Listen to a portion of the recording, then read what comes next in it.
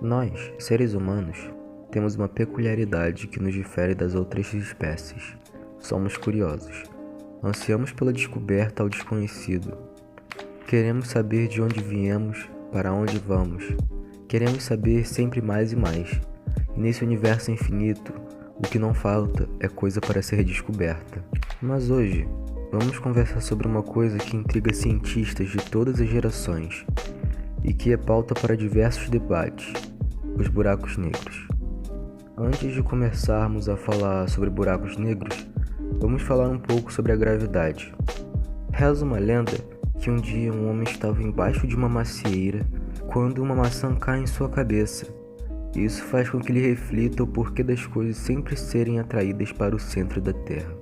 Esse homem era nada mais nada menos que Isaac Newton, o mesmo que fundou e criou as leis da gravitação, onde diz que quando dois corpos estão próximos um do outro, a força gravitacional de um puxa o outro e vice-versa.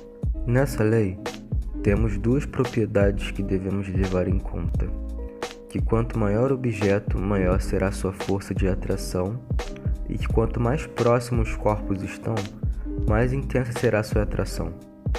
Na lenda de Newton, os objetos são a maçã e a terra. Quando a maçã cai do pé, ela é atraída pela terra da mesma intensidade que a terra é atraída pela maçã. Mas em que parte isso faz sentido? Então, quem explica isso pra gente também é Newton, com outra lei criada por ele, conhecida como Lei da Ação e da Reação, que diz que para cada ação existe uma reação da mesma intensidade. Então, a terra atrai a maçã da mesma forma que a maçã atrai a terra. Mas a maçã perde essa disputa porque a massa dela é bem menor do que a Terra. E essa lei da gravidade serve para qualquer objeto do universo, inclusive se aplica aos seres vivos.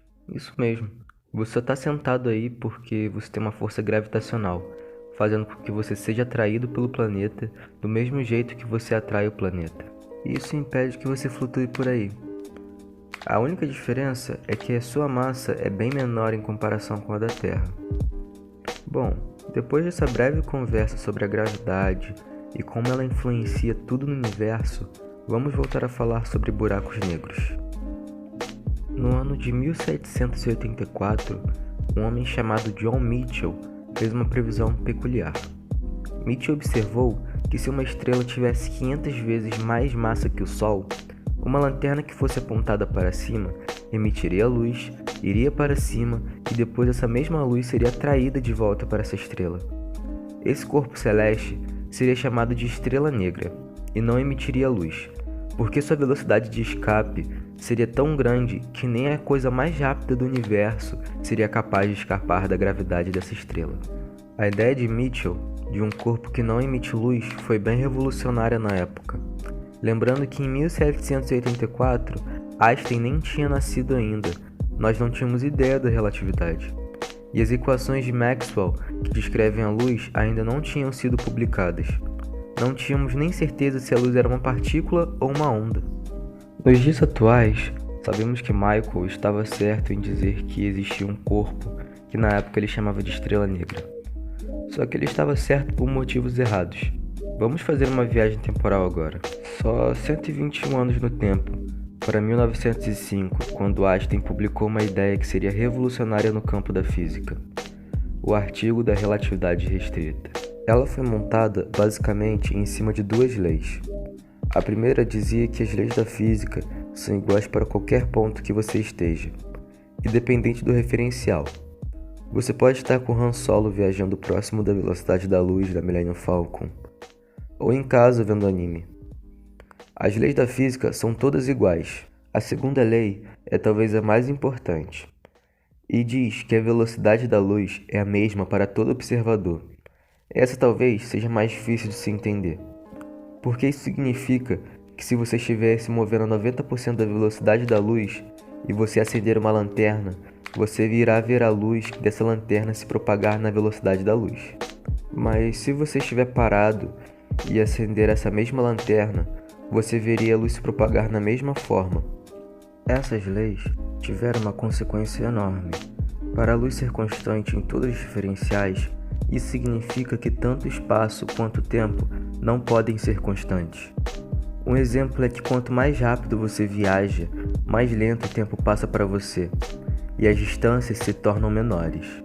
E isso quer dizer que essas duas grandezas não são mais duas, e sim apenas uma. Mas a relatividade restrita tinha alguns problemas, principalmente envolvendo a gravidade e a aceleração. Mais um tempo depois, Einstein, em 1915, publicou uma nova teoria da relatividade geral. Ela basicamente pega a relatividade restrita e aplica para o universo inteiro. Daí que vem o nome relatividade geral. Isso resolve os problemas anteriores e permite descrever o universo e a gravidade de uma maneira jamais vista antes. E uma das suas equações que usamos para isso é a equação de campo de Einstein. É uma equação tão complexa que nem ele achava que um dia ela seria resolvida. Até que uns meses depois, um físico chamado Karl Schwarzschild conseguiu encontrar uma solução para essa equação. O resultado dizia que quando você tinha massa o suficiente dentro de um certo volume, a velocidade de escape da superfície desse corpo se tornava igual à velocidade da luz. Isso mesmo. Essa era basicamente a ideia de Mitchell. Mas tudo isso tinha um ponto estranho. Quando toda a massa era confinada em um certo volume, que ficou conhecido como raio de... eu acho que esse nome é difícil o suficiente para se pronunciar mais de uma vez, então é esse o nome aqui. Além da velocidade de escape ficar igual à velocidade da luz, toda a massa do corpo parece se concentrar em um único ponto do centro da esfera. Isso é denominado de singularidade, um ponto de densidade infinita no centro de um buraco negro. E isso é estranho, porque em todas as representações nós vemos o buraco negro como uma esfera escura, ocupando bastante espaço. E essa é com certeza uma noção errada que criamos sobre eles. Buracos negros não têm superfície, você não pode pisar em cima deles. O que você vê é, na real, o horizonte de eventos, que funciona tipo uma barreira. Tanto massa e tanto luz só podem passar para dentro do horizonte de eventos, e nunca para fora, porque é exatamente no horizonte de eventos que a velocidade fica igual à velocidade da luz, que é o mais rápido que qualquer coisa pode se mover no universo. Tudo que entra nesse horizonte de eventos está para sempre perdido do que ficou para o lado de fora. Bem poético, vocês não acham? Mas aqui algumas coisas no mínimo curiosas acontecem. O que aconteceria com uma pessoa caindo em um buraco negro? Sim, ela morreria, isso é bem óbvio.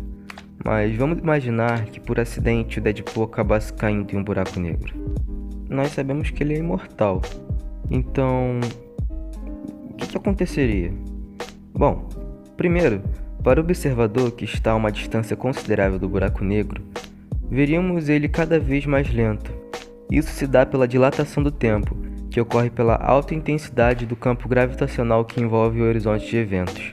Logo, nunca veríamos o Deadpool passar do horizonte de eventos, porque quanto mais perto ele fosse chegando, mais lento passaria o tempo para ele. Também, nós veríamos que a luz que é refletida nele seria afetada, fazendo com que ele ficasse cada vez mais avermelhado e com uma luz mais fraca. Isso tudo porque a luz não conseguiria chegar até nossos olhos. E essa seria a última vez que teríamos pistas que o Deadpool sequer existiu. Mas os buracos negros não são tão perigosos quanto desejamos que eles fossem. São corpos massivos como planetas, estrelas e galáxias.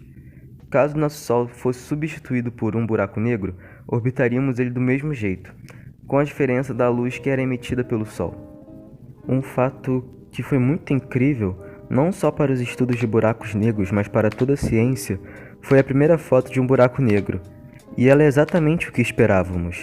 Depois de 100 anos podendo apenas imaginar com base em teorias como ele seria, é fascinante que o trabalho de uma vida inteira de alguns dos cientistas mais famosos da humanidade pode ser comprovado justamente na época em que vivemos. Esse foi o vídeo de hoje. Meu nome é Gabriel e espero que você tenha gostado do tema abordado. Compartilhe com seus amigos ou alguém que goste desse tipo de assunto. Isso ajuda muito na divulgação do canal. Bom, fique longe de buracos negros. E nós nos vemos na próxima, meus caros viajantes do tempo.